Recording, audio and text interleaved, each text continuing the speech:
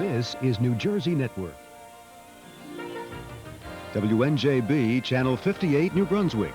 Viewer-supported public television.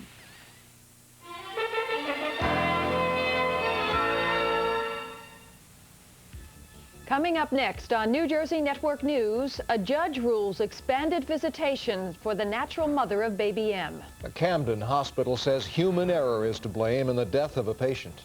A man suing 3 tobacco companies over his wife's lung cancer death takes the stand in a Newark courtroom. And some South Jersey gas station owners want to let you pump your own. All next.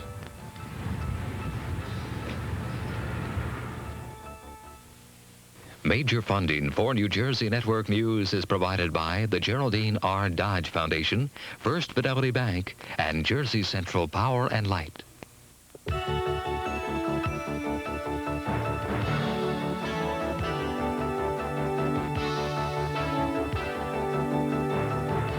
New Jersey Network News with Kent Manahan and Phil Bremen.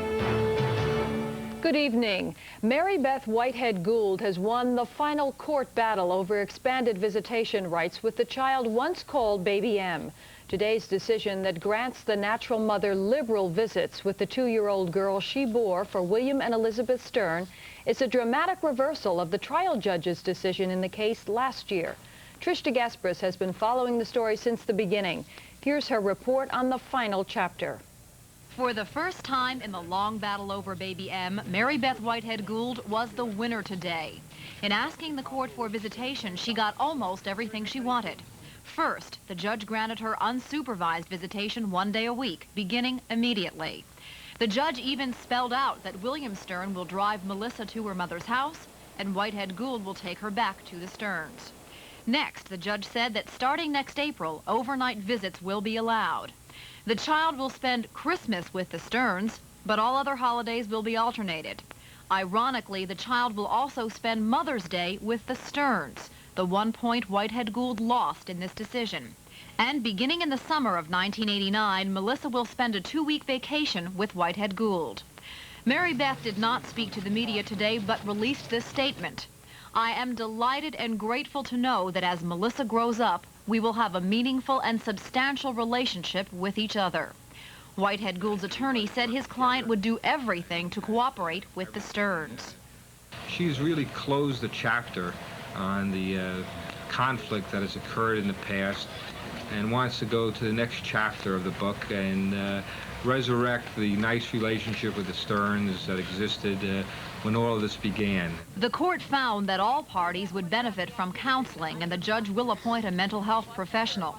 The court also ordered that no one speak publicly about Melissa's personal life or their relationship with her. Gary Skoloff, speaking for the Sterns, said even though they didn't like the decision, there would be no appeal. For all purposes, we hope forever this is the end of baby M. But it's the beginning of a real mother-daughter relationship for Whitehead Gould and her child. And hopefully it will be the beginning of cooperation among the adults who are responsible for her. Trish DeGasperis, New Jersey Network News. What's being called a medical accident has claimed the life of a Pennsauken man. Dead is 68-year-old Angelo Carrillo. He was one of 3 patients who went into cardiac arrest today. They were undergoing kidney dialysis at a clinic operated by Our Lady of Lourdes Hospital in Camden. The other 2 patients are recovering. The Camden County Prosecutor's Office says a technician apparently gave the patients the wrong drug. The hospital admits it's a case of human error. Several agencies are investigating. The tobacco companies wouldn't do anything that was going to kill you. A woman named Rose Cipollone once said. The government, she said, wouldn't let them. Now, that woman, a lifelong smoker, is dead of lung cancer. And today, in the lawsuit she started before her painful death, her husband testified in federal court in Newark. Sandra King was there. I knew a long time that was bad for the people, and yet they continue doing it and hurt millions of people. And you think killed your wife? I think so. I'm pretty sure. And that's what Tony Cipollone's case is all about. But to win, he'll have to convince the jury that direct responsibility for Rose Cipollone's death lies with the cigarette makers. She was aware of the claimed risks of cigarette smoking. She was intelligent. She made her own decision to continue to smoke. The tobacco companies, cigarette manufacturers knew very well back in the late 1930s that their product was hazardous. They told the public that it wasn't hazardous, that it hadn't been proven, and then entered into a sophisticated public relations campaign for the next 30-plus years and still do it today. So this morning, as his final witness, Mark Adele put his client on the stand to describe the agony of his wife's slow and painful death and his futile attempts to stop her from smoking. Chip Alone, who remarried in 1986, recalled that he would show his wife newspaper stories about the dangers of smoking. But he said Rose would find stories of her own, stories that raised doubts about how real those dangers were. Many times she would tell me, "You see here, it hasn't been proven yet." And then, said Chip Alone, she'd walk away. The trial's been going on for more than 2 months. It could go 2 months more, and if there are damages, they could run in the millions. But the impact of the outcome here could go well beyond this case. They put something in the market that hurts the people, and they didn't do anything about it. In terms of the tobacco companies, I think it's important because it will show them that they cannot get away with the kind of things that they have been guilty of for so many years. They've said that with respect to every case, and no matter how many cases the industry wins, well, that's so what. If you lose the next one, it's going to be a disaster. I don't think so, no. You don't think that losing this would be a disaster? No, I don't think we're going to lose it, but I don't think losing it would be a disaster, no. The tobacco company lawyers will start their case tomorrow morning with an expert witness who will try to show that the negative claims about smoking have been around for generations. Long enough, they claim, to give anyone ample warning, including Rose Chip Alone. Sandra King, New Jersey Network News, Newark. Ninth graders in New Jersey will take the high school proficiency test next week after all. That despite the apparent theft of the test booklets. That announcement today from State Education Commissioner Dr. Saul Cooperman. Richard Scott has the story. It was nearly 2 weeks ago that a case of test booklets like this one disappeared after being delivered to the offices of the Orange Board of Education. Yesterday, the box mysteriously reappeared here on the steps of a Korean church across the street. According to police, some of the materials inside were missing. We've told everyone from local police to state police to teachers and administrators in every school building to be on the alert if you hear anything that anyone says they've got the HSPT test. Education Commissioner Saul Cooperman assured the State Board of Education today that a secret contingency plan is now in place that should allow the 3-day proficiency test to proceed as scheduled next Tuesday. 80,000 ninth graders statewide are set to take the exam, which is a requirement for high school graduation. Though the investigation continues, Cooperman says there is no indication so far that anyone has offered to sell the test to students. We know someone took it, that's for sure. But what their motives were, methods were, I don't know. Maybe they just saw it there, it was unguarded, and they thought they'd take it and then open it up and see what it was. Orange police are continuing their investigation of the theft and have reportedly administered lie detector tests to 4 school officials and employees. The district superintendent today declined comment on the advice of investigators. Commissioner Cooperman regards the theft as an isolated incident and says he has no immediate plans to increase security during shipment of the exams to local school districts. We've had 6 years. Every year 280 schools receive these packages, and every year it's worked like a charm. Because one box is missing in one district to say that we're going to change the system, no. We'll look at it and we'll see if there are any lessons to be learned. Richard Scott, New Jersey Network News, Trenton. All those traffic jams on Route 1 inspired a proposal for an alternate freeway between Trenton and New Brunswick. But today it got a thumbs down from Transportation Commissioner Hazel Gluck. An alternate Route 1 was the brainchild of Princeton Mayor Barbara Sigmund. Today she presented her proposal intended to aid economic growth while unclogging traffic to the Senate Transportation Committee.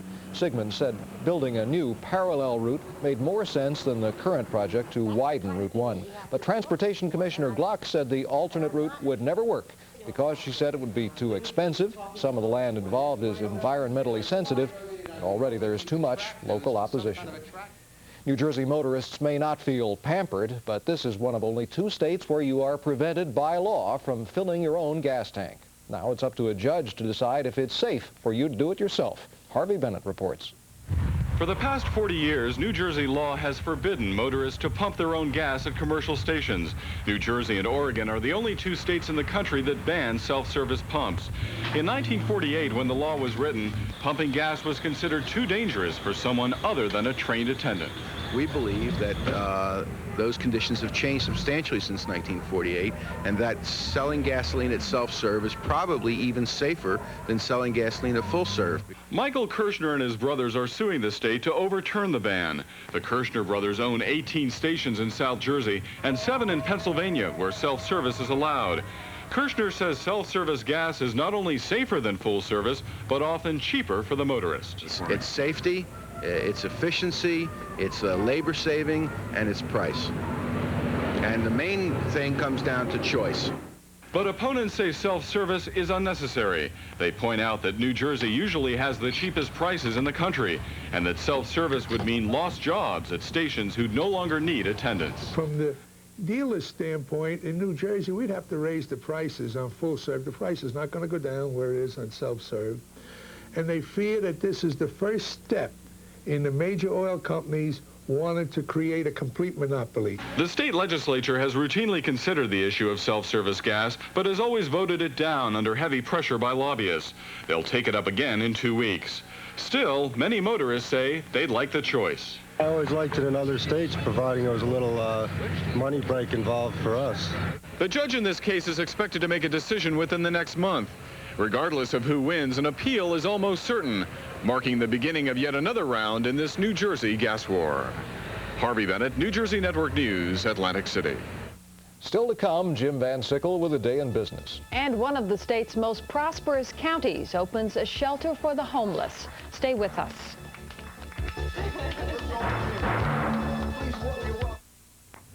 I'm Janice Corsair of Jersey Central Power and Light, and this is the New Jersey Network News Control Room. New Jersey Network News reports on the people, issues, and events in our state. This professional news team provides a very important service. It keeps you informed about New Jersey. At JCP&L, we believe in service too, and we've been providing electric power to homes and businesses for over 60 years. Jersey Central Power and Light Company, a proud supporter of New Jersey Network. It's one of the most important decisions any parent will ever make, choosing the right form of daycare, one that's right for both you and your child. On the next edition of Another View, we look at the issues surrounding child care. Here in New Jersey, what's available and what you should look for. We'll answer these questions and more with a panel of child care experts and a live call-in. We hope you'll join us. Watch for Another View Sunday at 1.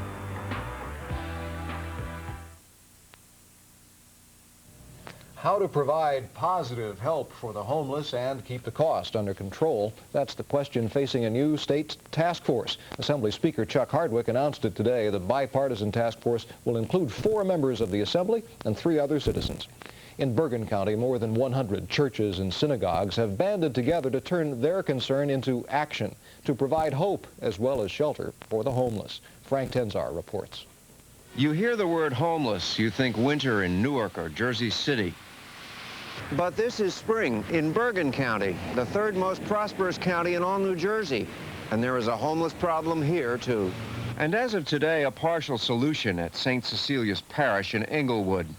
They took the wraps off a new shelter this morning in what used to be a cafeteria before St. Cecilia's School closed 2 years ago. I'd say in Bergen County there are between 3,000 and 4,000 to 5,000 homeless people. Beckwith says some of Bergen's homeless live here in welfare motels along Route 46. But Kathy Stanton says the shelter will serve a different clientele. We anticipate this will be for the working poor, who are really the hidden homeless. They either don't make enough money, or often there's been some crisis that has hit. Somebody's been very ill, catastrophic illness in their family, which has wiped out their resources, and or a fire. Only 14 families will be able to stay here, and only for 30 days. But the Fellowship has another program they're working on. They already have 5 apartments that they rent and allow families to stay in for as long as 6 months rent-free.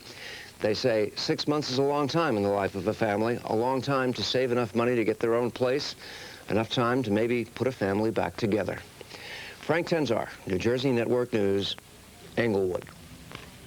Now, tonight's business news reported from the heart by Jim Van Sickle. That's because I'm the kind of guy that has to start with the good news, naturally. So for all of you suffering souls out there who've been watching your blue chips turn red or even worse, turn white, this was turnaround day with a vengeance, and we'll get to that in a few minutes.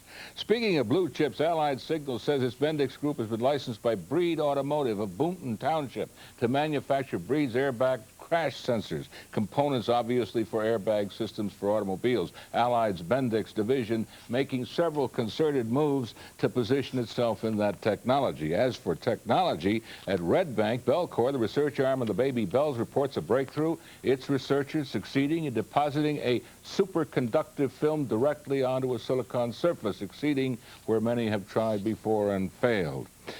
Well, remember how the New York Stock Exchange was set to cut off computerized trading if the market jumped 50 points either way? Well, before they could do it today, it jumped. More than that, biggest up day this year and on volume. And not only the blue chips either. A lot of winners today. It seems the word got out that the group of 7 is expected to affirm 125 yen as the floor for the dollar. And meanwhile, the Fed was in there adding permanent reserves to the banking system, and bonds were gaining strength today. Sometimes it's sort of mind-boggling, is that the number of incredible discoveries and inventions made in New Jersey. For instance, what do you know about Teflon? Well, they put it in pots and pans, right? Put it in pots and pans so stuff doesn't stick and the muffins fall out instead of crumbling. Did you know it was discovered by accident, the solidified residue of a gas, tetrafluoroethylene, and that it was discovered here in Deepwater, New Jersey, a DuPont laboratory. And it was so useful in the World War II effort that it was top secret until it popped up in, well, those commercials way back in the 40s. But look, Teflon is the Pontiac Silverdome, you know, Detroit Lions. It's huge tent-like structures impervious to nature's punishment and to fire. It is the outer skin of the astronaut's suit in space and on the moon. It's the heat shield that brings him home safely. Teflon is arteries and veins, artificial ones, of course, keeping perhaps 1 million people alive across the world. And like so very many important things, it was discovered in New Jersey. Roy Plunkett, 77 now, had the sense back in 38 to check to see why a gas cylinder that had no gas left in it still had the weight of a partially filled cylinder. And because he did look, he found the white powder that has changed so many lives and saved a lot of them too, and in fact has done so much to change the world itself. 50th anniversary for Teflon today. Those rumors, they are not true. Word from Merck on a wire service report that they plan still another dividend rise. No such move under consideration at present, says Merck. Merck did raise its dividend just as of April 1st, and that was no fooling there, I'll tell you. Another story about the real thing, Jim. The real thing. New Jersey Network has received another national award, this one for NJN's Week of Literacy Programming last September. The Scripps Howard National Journalism Awards were presented in Cincinnati last night.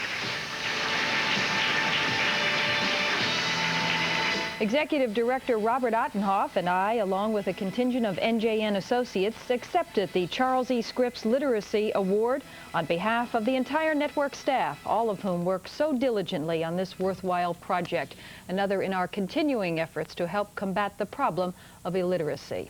And very few television stations were so honored. That's right. All right, the coldest weather in a month, and that's no honor, is heading our way. It'll be here by the end of the week. And in sports, the Devils are about to make their first Stanley Cup appearance, and the Yankees are off to a perfect start. Stay with us.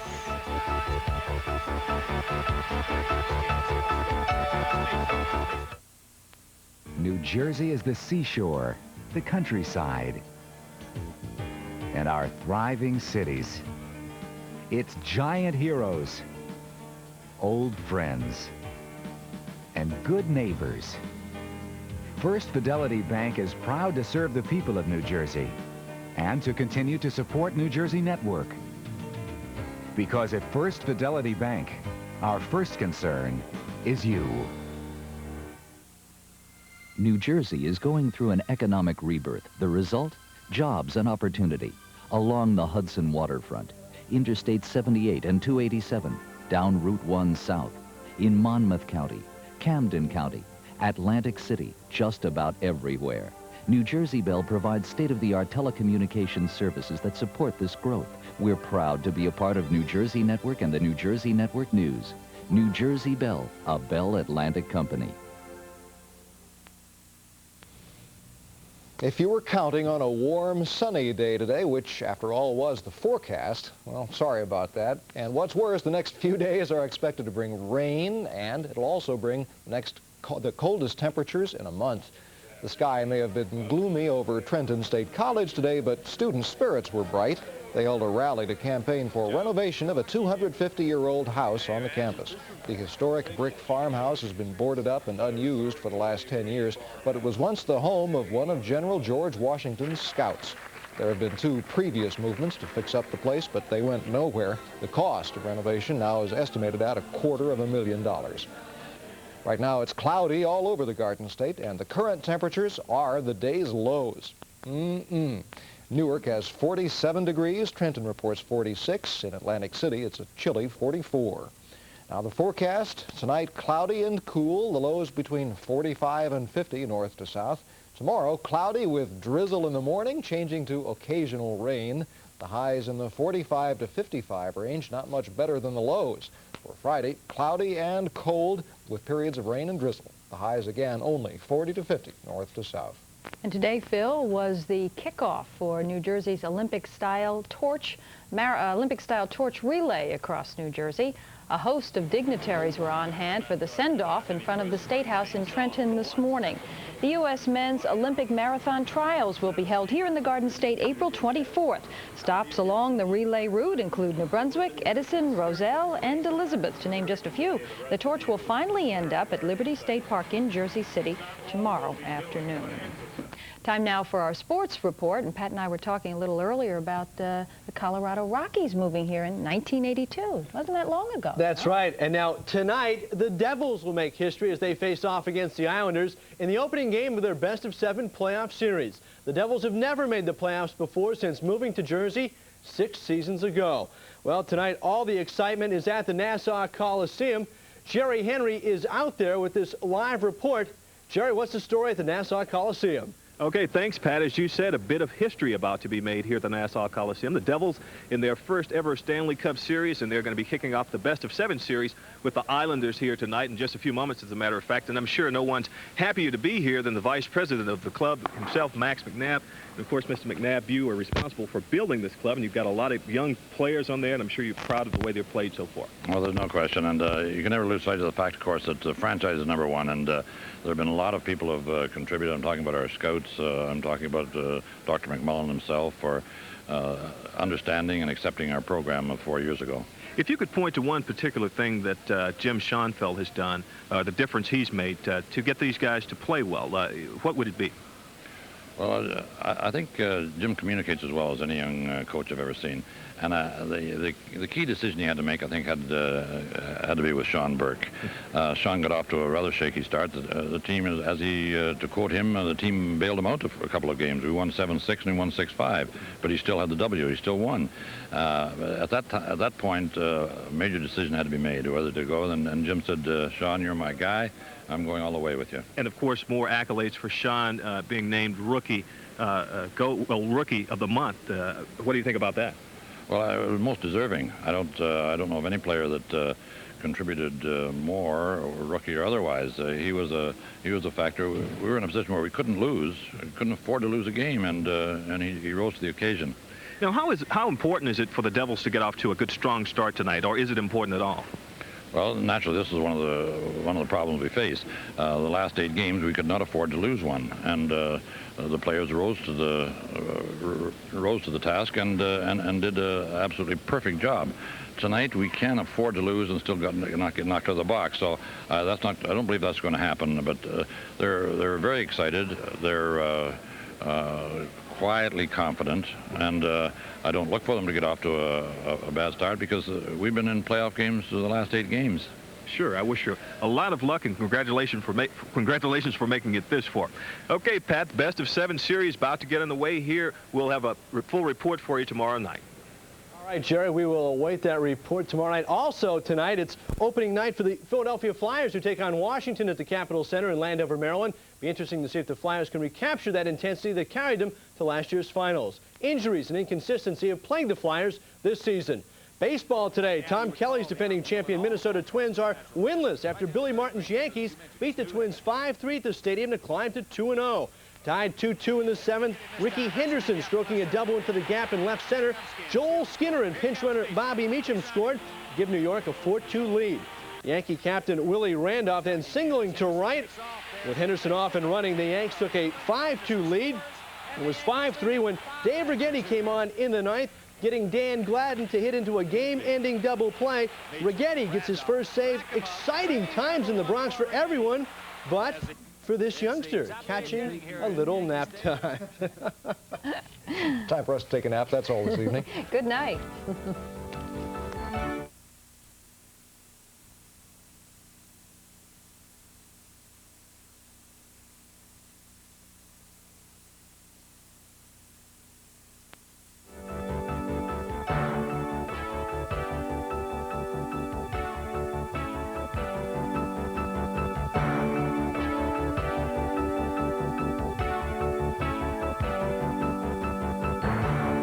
This has been a presentation of New Jersey Network.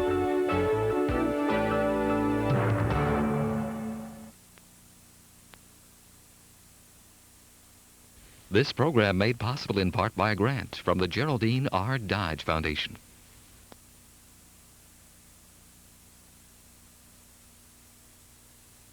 This NJN program is funded in part by Women's Newspaper, providing resource information that goes beyond the news, serving Central New Jersey and Bucks County.